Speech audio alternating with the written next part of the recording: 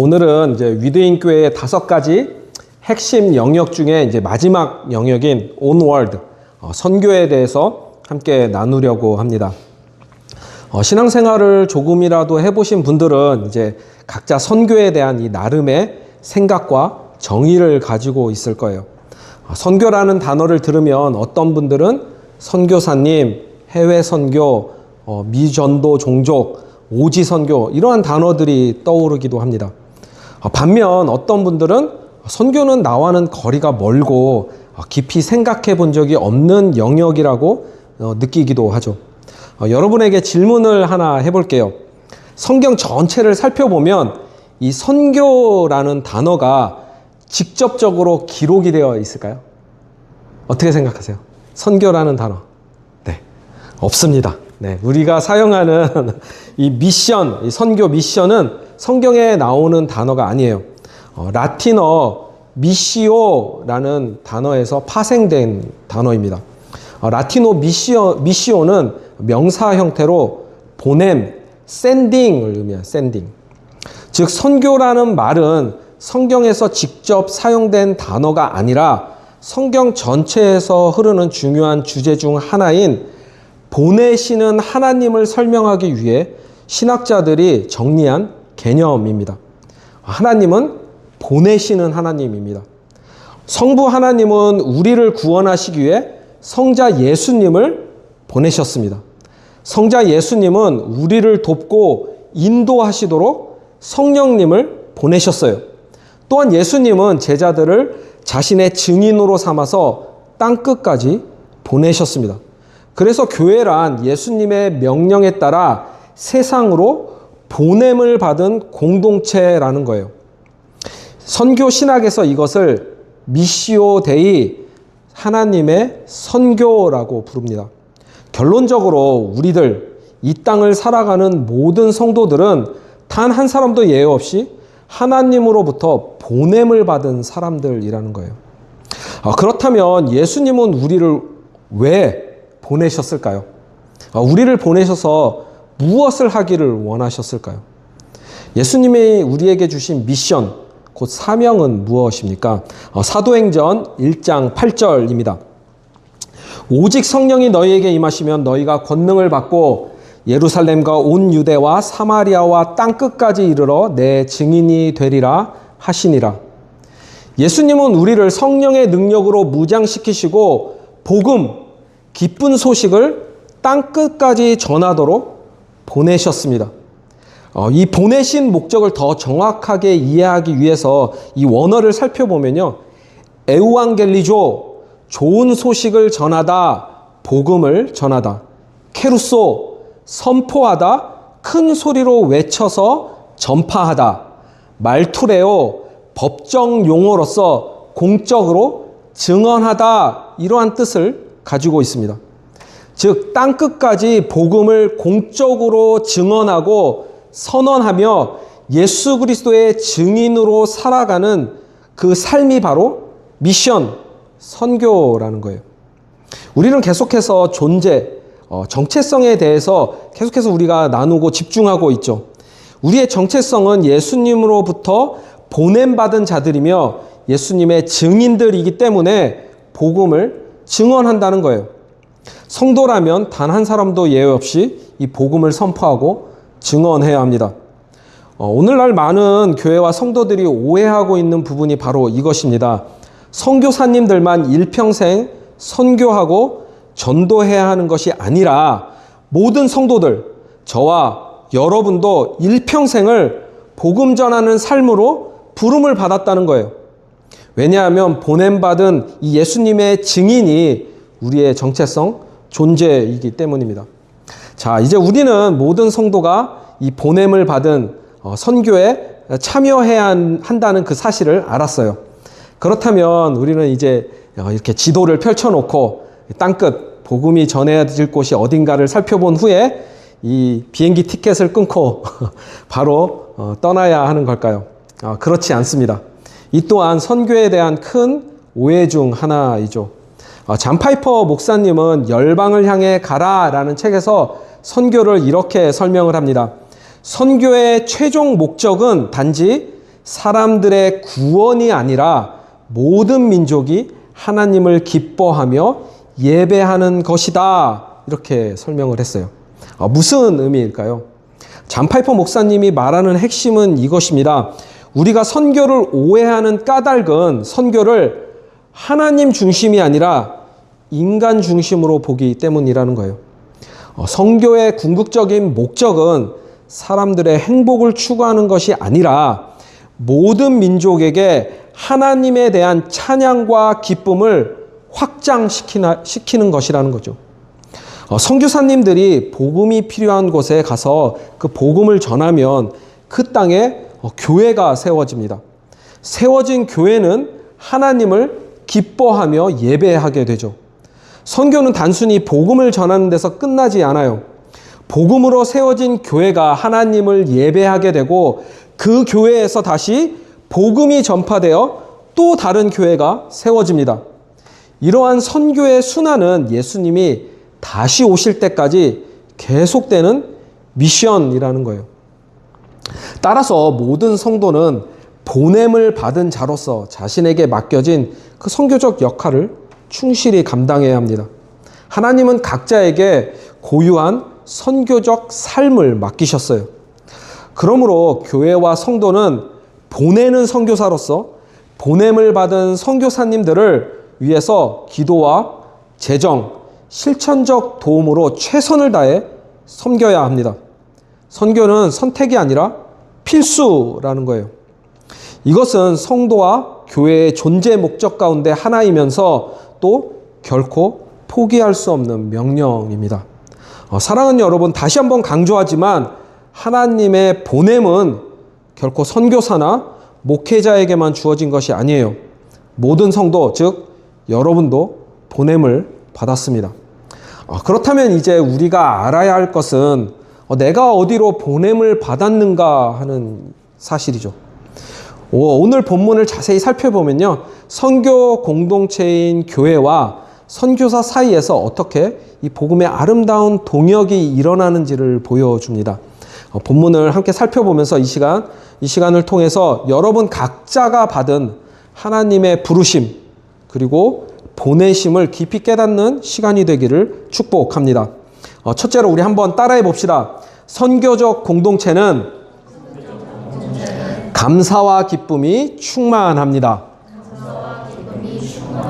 본문 3절부터 5절까지입니다.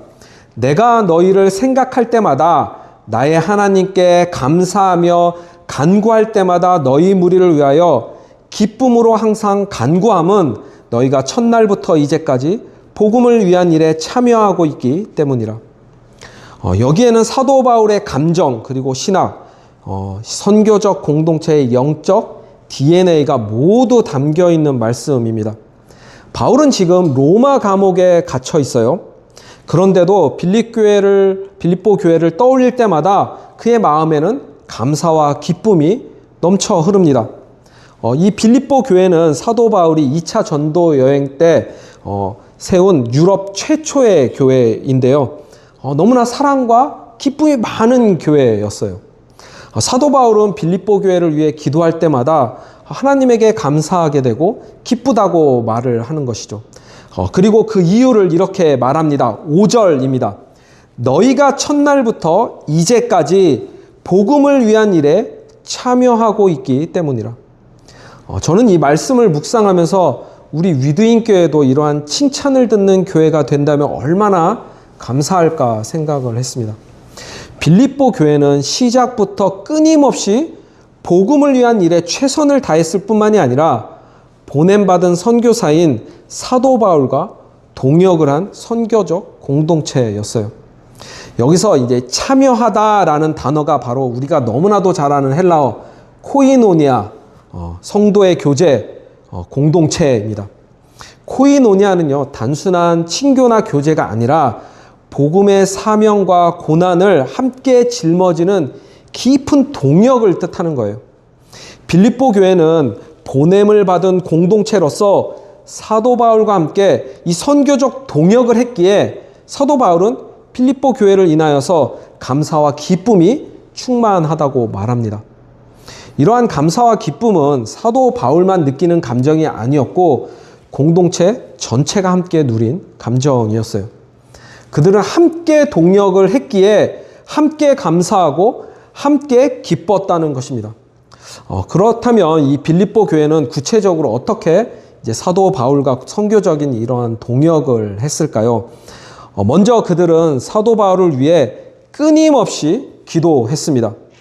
특히 로마 감옥에 갇혀 있는 바울에게 위로의 편지를 보냈고 항상 그를 위해서 기도하고 있음을 알려주었어요. 이 감옥에서 받게 된 이 편지와 그들의 이 기도 소식은 사도 바울에게 얼마나 큰 위로와 힘이 되었을까요?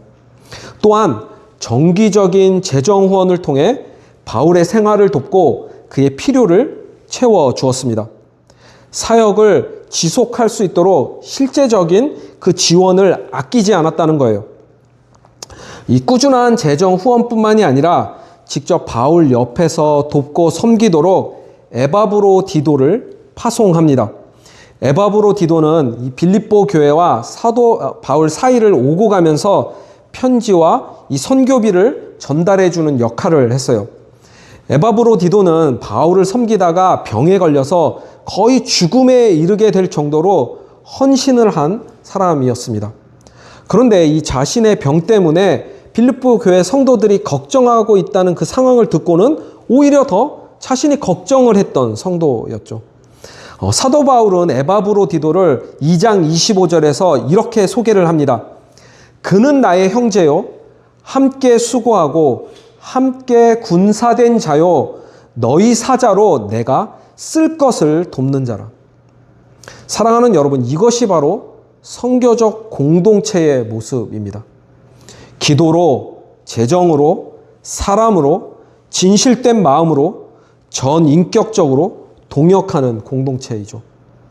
이러한 공동체에는 언제나 하나님이 주시는 감사와 깊은 기쁨이 흘러 넘친다는 거예요. 그렇다면 우리는 왜 전도와 선교가 힘들고 어려울까요? 많은 성도들은 용기가 부족하고 또 이 방법을 몰라서 전도가 어렵다고 말을 합니다. 단기 선교에 참여하지 못하는 이유는 시간과 재정적인 여유가 없기 때문이라고 이야기를 해요. 그런데 여러분, 우리 자신을 좀 더 깊이 들여다보고 정직하게 질문을 한번 해봅시다. 정말 이러한 현실적인 조건들이 전도와 선교를 하지 못하는 정당한 이유가 될까요? 혹시 전도나 선교를 특정한 사람들의 역할로 한정짓고 있지는 않습니까? 아직 나는 전도와 선교를 할 만큼 그런 신앙적 수준이나 능력이 없다고 핑계하고 있지는 않나요? 사실 많은 성도들이 이 전도와 선교를 하지 못하는 이유는, 더 근본적인 이유는 관심이 없기 때문일 수 있습니다. 또한 신앙생활의 우선순위에서 선교는 늘 뒤에 밀려 있고 내 삶의 필요와 일상에서 도움을 주는 그 신앙적 유익에 우리가 더 우선하고 있기 때문은 아닌가요? 그래서 선교는 언젠가 하게 될 그 일로 우리는 미뤄두고 있다는 거예요. 물론 교회는 선교에 대해서 충분한 교육과 준비를 제공해야 합니다. 하지만 동시에 우리도 분명한 정체성을 붙들고 있어야 한다는 거예요. 우리는 이미 예수님의 증인으로 보냄을 받은 사람들입니다. 선교는 교회만의 사명이 아니에요. 모든 성도가 살아내야 하는 삶의 방식, 존재의 방향성입니다. 사랑하는 여러분, 두려워하거나 이 부담감으로 무거워하지 마십시오. 선교적 공동체에는 언제나 하나님이 주시는 이 감사와 기쁨이 있다는 거예요.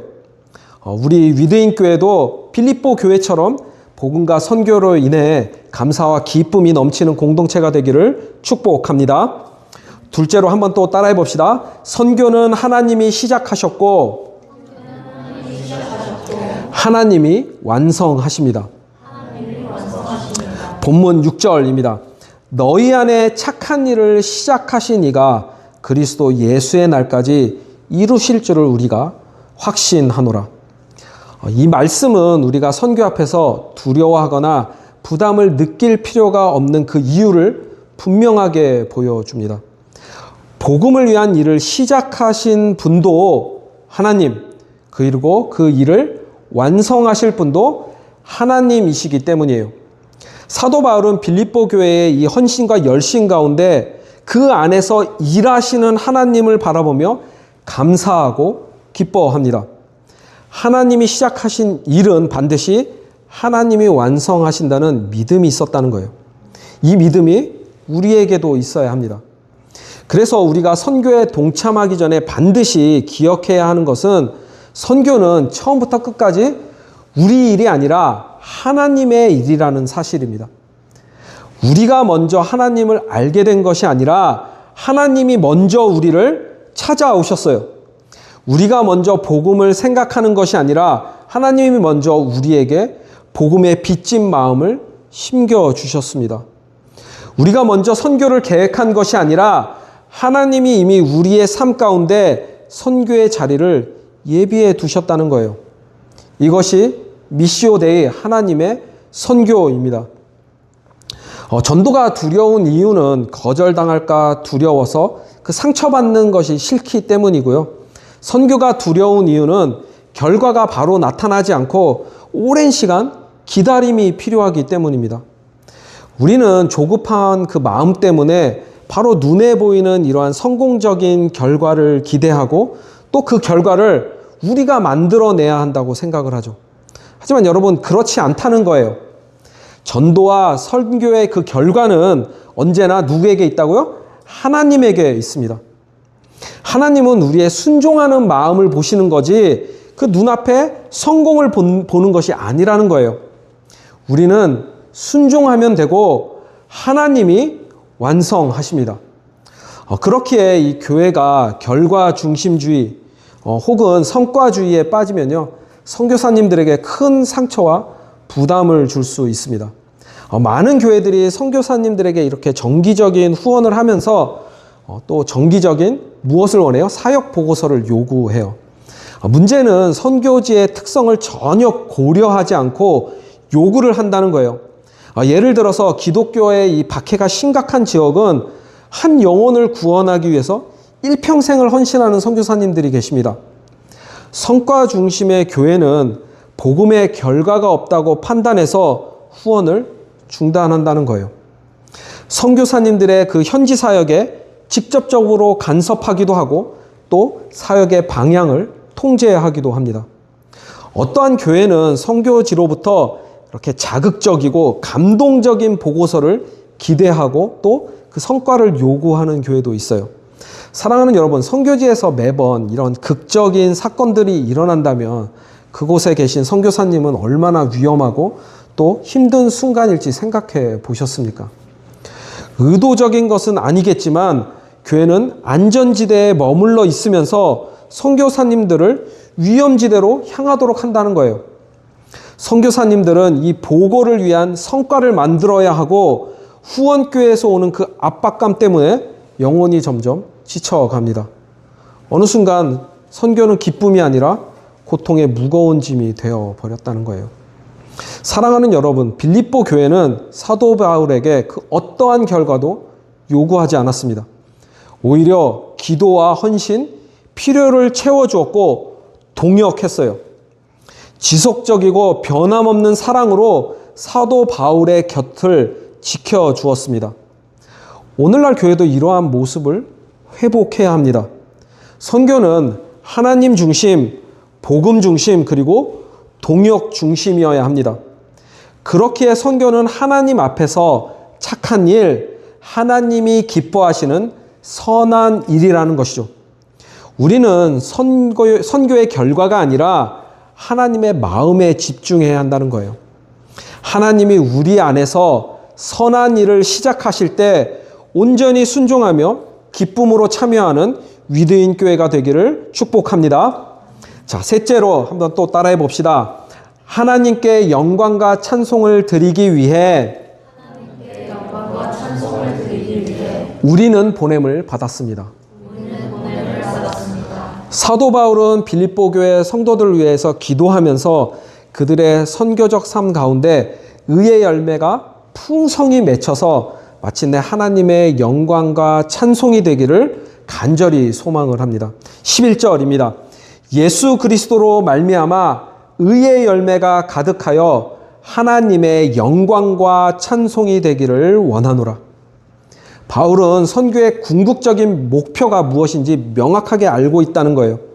선교의 궁극적인 목표는 하나님의 영광입니다. 사람이 기대하는 성과나 눈에 보이는 결과가 아니라 하나님께 드려지는 예배와 찬송이라는 것이죠. 우리가 앞에서도 나눴지만 이 선교의 최종적인 목적은 모든 민족이 하나님을 기뻐하며 예배하도록 만드는 거예요. 잔 파이퍼 목사님은 그곳에 선교지에 예배가 없기 때문에 선교가 필요하다 말하는 거예요. 예배가 없는 땅, 하나님을 알지 못하는 민족들, 그곳에 복음이 전해지지 않았기 때문에 하나님은 우리를 보내셔서 그곳에서 예배할 수 있게 만든다는 것이죠. 전에 우리가 온전한 예배에 대해 나눌 때 중요한 전제 조건이 있다는 것을 말했는데 혹시 기억하십니까? 전제 조건? 온전한 예배는 거듭난 성도들이 하나님께 올려드리는 예배입니다. 하나님에게 예배를 드리려면 성령 안에서 진리 되신 그리스도 안에서 예배를 해야 하는데 거듭나지 않고는 영과 진리로 예배할 수 없기 때문이에요. 왜 우리는 땅끝까지 가서 복음을 전해야 합니까? 모든 민족이 거듭나야 영과 진리로 하나님을 즐거이 예배할 수 있기 때문입니다. 예배를 받으실 하나님이 예배받지 못하는 곳, 그 땅끝이 있기에 우리는 보냄을 받았다는 거예요. 이렇듯 선교는 예배가 없는 곳에 예배를 세우는 사역입니다. 하나님의 영광이 필요한 곳에 구원의 빛을 가져가는 사명이죠. 위드인 교회는 하나님의 이 영광이 거할 새로운 예배 공동체를 세우는 일에 기쁨으로 참여해야 합니다. 우리는 하나님께 영광과 찬송을 드리기에 보냄을 받은 예수 그리스도의 증인들이기 때문이에요. 우리는 보냄받은 예수님의 증인으로서 어떻게 이 복음의 아름다운 동역을 해야 하는지 함께 살펴보았습니다. 첫째, 선교 공동체는 언제나 하나님이 주시는 감사와 기쁨이 가득합니다. 빌립보 교회처럼 기도로, 재정으로, 사람으로, 진실한 마음으로 전인격적으로 동역을 할 때 우리의 마음은 감사와 기쁨이 흘러 넘치게 됩니다. 둘째, 선교는 하나님이 시작하셨고 하나님이 완성하십니다. 복음의 열매가 보이지 않아도 하나님이 시작하셨기에 그 결과를 하나님에게 맡기고 우리는 담대히 나아가야 합니다. 우리는 선교의 결과가 아니라 하나님의 마음에 집중해야 된다는 거예요. 마지막으로 하나님께 영광과 찬송을 드리기 위해 우리는 보냄을 받았습니다. 선교의 최종 목적은 모든 민족이 하나님을 기뻐하며 예배하도록 만드는 거예요. 교회가 깊이 반성하고 결단해야 할 내용 한 가지를 나누면서 이제 설교를 마무리하려고 합니다. 선교를 대하는 우리의 마음과 우선순위에 관한 내용입니다. 경제적으로 어려운 시기가 오면 교회의 헌금이 줄어들고 재정이 감소하게 됩니다. 그럴 때 많은 교회들은 가장 먼저 이 선교사님들의 재정적 후원을 중단하죠. 지금 교회 안에 급한 일이 많아서 어쩔 수 없습니다. 교회도 운영하기 힘든데 해외 선교는 잠시 멈출 수밖에 없어요. 재정 형편이 나아지면 다시 후원하겠습니다. 재정 후원을 중단해도 되는 그럴듯한 이유들로 들리시나요? 사랑하는 여러분, 교회의 재정난보다 더 위험한 것은 선교를 포기하는 마음입니다. 왜냐하면 선교를 포기한다는 것은 하나님의 마음을 포기한다는 것이기 때문이에요.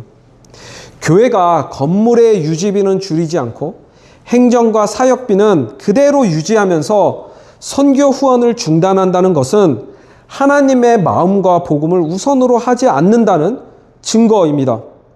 선교보다 교회의 안정을 우선한다면 교회가 본질을 잃어버렸다는 위험 신호라는 거예요. 예수님은 경제가 좋을 때, 형편이 넉넉할 때, 시간이 남을 때 복음을 전하라고 말씀하지 않으셨습니다. 선교는 시대와 상황을 초월하여 어떠한 경우에도 지켜야 하는 예수님의 절대적인 명령입니다. 무슨 이유이든 간에 선교는 책임과 헌신 아래 그리스도 예수의 날까지 지속적으로 참여해야 하는 교회의 사명입니다. 위대인 교회는 교회를 유지하기 위해 선교를 포기하는 교회가 아니라 선교 때문에 존재하는 교회가 되어야 합니다. 교회가 선교를 포기하지 않을 때 하나님도 그 교회를 포기하지 않으십니다. 사랑하는 성도 여러분, 선교를 위해 자원하는 마음으로 봉헌하며 헌신할 수 있기를 바랍니다. 봉헌은 단순한 재정의 문제가 아니라 하나님의 영광을 향한 우리의 신앙 고백입니다. 위대인 교회는 어떠한 상황에서도 선교만큼은 포기하지 않는 교회, 하나님의 마음을 붙드는 교회, 땅끝까지 예배자를 세우는 교회가 되기를 축복합니다. 선교는 하나님이 시작하셨고 지금도 하나님이 이루고 계시며 마지막 날까지 하나님이 반드시 완성하실 선한 일입니다. 그렇게 선한 일에 보냄을 받은 예수님의 증인으로서 시작부터 주님이 다시 오시는 그날까지 복음을 전하는 일에 동참하는 저와 여러분이 되기를 주님의 이름으로 간절히 축복합니다.